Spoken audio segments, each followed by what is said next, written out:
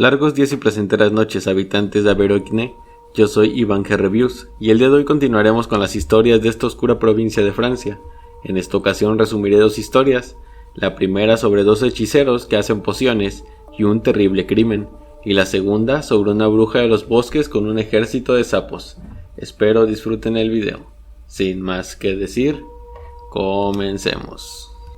Las mandrágoras.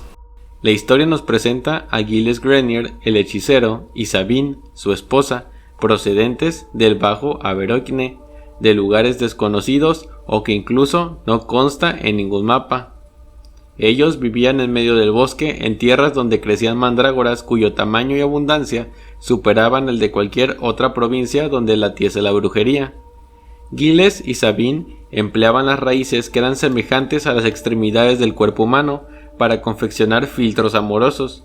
Sus pociones, preparadas con muchísimo esmero y astucia, enseguida adquirieron reputada fama entre la gente común de las villas. Así pues, la demanda de aquellas pociones magistrales devino enorme. Nadie los acusaba de echar maleficios, y como sus pociones habían promovido la celebración de un buen número de matrimonios, la iglesia local estaba contenta. Aún así, al principio hubo quien desconfió de Gilles, ya que existía la creencia de que los llamados Grenier eran hombres lobo, pero en líneas generales se juzgó que aquellas aseveraciones carecían de fundamento y que en Gilles no se apreciaban signos ni actitudes propias de la licantropía. En cuanto al origen de los hechiceros, en realidad apenas nada se sabía de ellos, ni siquiera los visitantes asiduos pocos sabían de la familia, y tampoco se notaba la presencia de Sabine, que incluso 5 años después de instalarse en Aberoikne, los clientes y los vecinos tardaron mucho en percatarse de que ella ya no estaba en la casa. Cuando le preguntaron sobre su mujer, este decía que ella había salido en búsqueda de algo importante.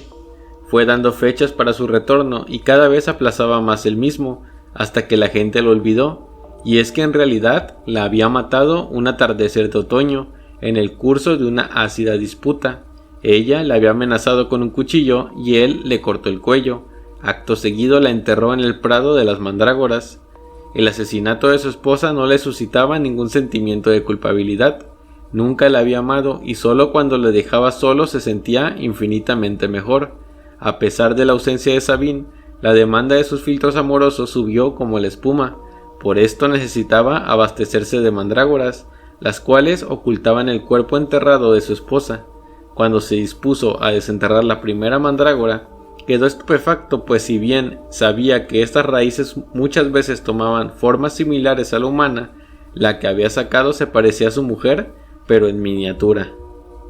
Este la dejó caer súbitamente y el minúsculo ser se quedó temblando sobre la hierba. Aquel ser gritaba y tras reflexionar un poco, Gilles sacó otra raíz y la siguiente raíz se parecía extraordinariamente a la anterior, y la media docena más que extrajo eran la exacta y burda reproducción en miniatura de una mujer de la cabeza a los pies. Todas eran Sabine en miniatura. Este hallazgo perturbó profundamente al hechicero, pues superaba aún su enorme capacidad para comprender lo inexplicable. Mientras sacaba la última mandrágora por accidente, le cortó una extremidad, y con horror Gilles se dio cuenta de que la cosa sangraba. Al principio, desarmado por el miedo, tuvo la intención de enterrar los despojos mutilados y cuyo obsceno parecido con Sabine lo atormentaba. Sin embargo, comenzó a calmarse. Se le ocurrió pensar que aunque les viesen otros, aquellas raíces se podrían contemplar como un mero capricho natural y no tenían por qué revelar su delito. Asimismo, pensó que aquellas raíces quizá manifestarían propiedades extraordinarias, con las que fabricaría pociones de efectos increíbles en cuanto a poder y eficacia. Incluso osó elegir la raíz con la forma más parecida a una mujer para colgarla en medio de su cabaña junto a otras hierbas y componentes, con la intención de consultarla cual oráculo del futuro, como se usaba entre los hechiceros. Los nuevos filtros fueron adquiridos por ávidos clientes. Sin embargo, la venta duró poco, ya que el primer lote trajo consigo horribles consecuencias. Quienes las tomaron, hombres o mujeres, no se sintieron invadidos por la pasión como era deseable, sino que les atacó una ira oscura, una locura satánica que les hacía matar al que les había dado la pócima. Tales revuelos armaron aquellos sucesos que se pensó que había una invasión de demonios. Pero cuando salió a colación el uso de las pócimas y de quién procedían, la carga de toda la culpa recayó sobre los hombros de Giles Grenier, quien fue acusado de brujería tanto por las leyes eclesiásticas como las civiles.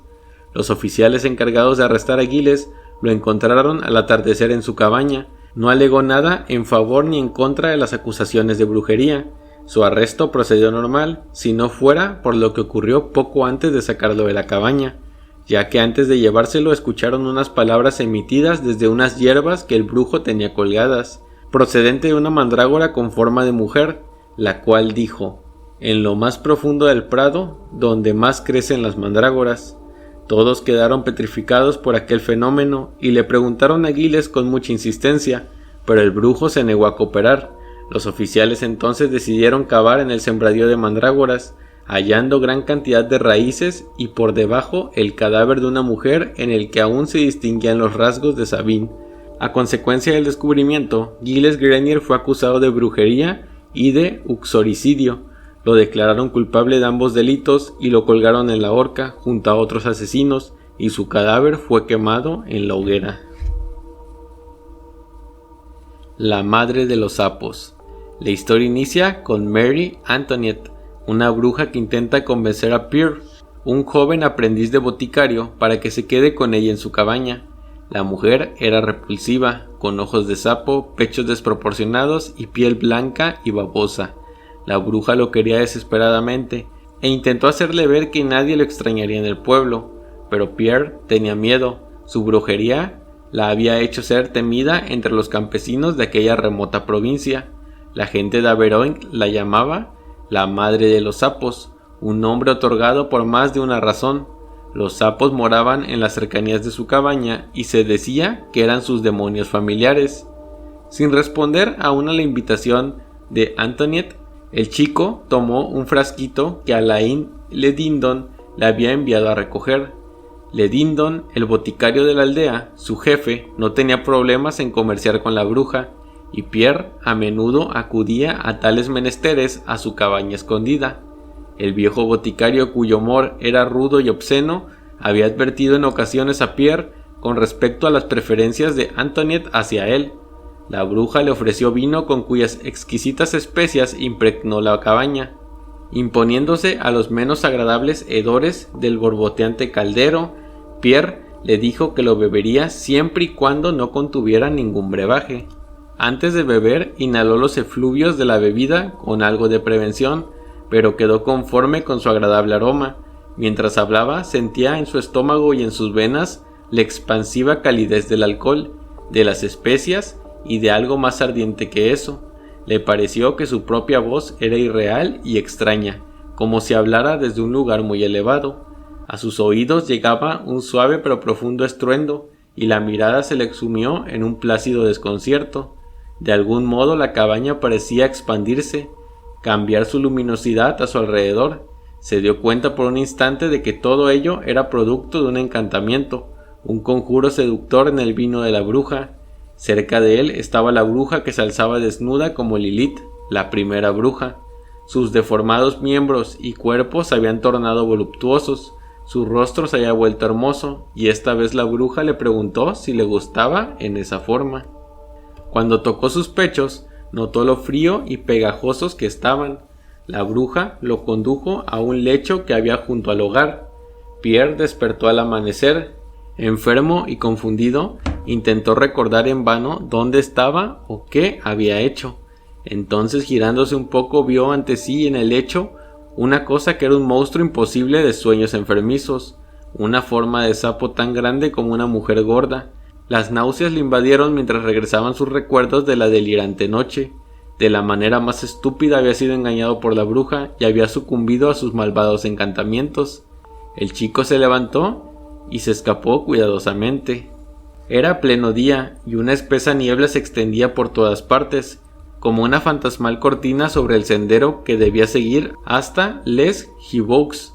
Se movió con rapidez, pero la espesa niebla parecía seguirle. La niebla se iba espesando más y más, para formar una inabarcable tela de araña que se apoderó de todo el aire hasta hacerlo prácticamente irrespirable. El muchacho apenas si reconocía los lugares por los que tantas veces había pasado. Entonces de súbito comenzó a ver los sapos. Habían estado ocultos por la bruma hasta que se acercó a ellos. Varios de ellos se golpearon contra sus pies. El suelo del pantano estaba completamente tapizado de sapos. Aquellos pegajosos cuerpos saltaban hacia él emergiendo de la niebla, le golpeaban las piernas, el torso, incluso el rostro, le impedían avanzar. Fue dando bandazos a diestra y siniestra, resbalando continuamente, mientras se protegía la cara con las manos. Los sapos llegaban siempre desde la dirección de Les Hibaux, como empujándole de nuevo hacia la morada de la bruja. Su número pareció incrementarse, se precipitaban sobre él como una tormenta nociva. Era como si le estuvieran conduciendo deliberadamente y concertadamente a una meta señalada. Cuando finalmente lo arrastraron a la cabaña de la bruja, la niebla se esfumó y los sapos desaparecieron y por la puerta salió la misma. La mujer de nuevo era el ser informe de la noche anterior, la cual le invitó del vino rojo que en primer lugar lo hizo perder la conciencia. La bruja se lo acercó a la boca, pero el muchacho lo rechazó con mucho esfuerzo. La bruja enfurecida preguntó por qué le aborrecía si ella podía darle todo lo que las demás mujeres podían darle e incluso más. Pierre le hizo saber que ella no era una mujer, sino un gran sapo.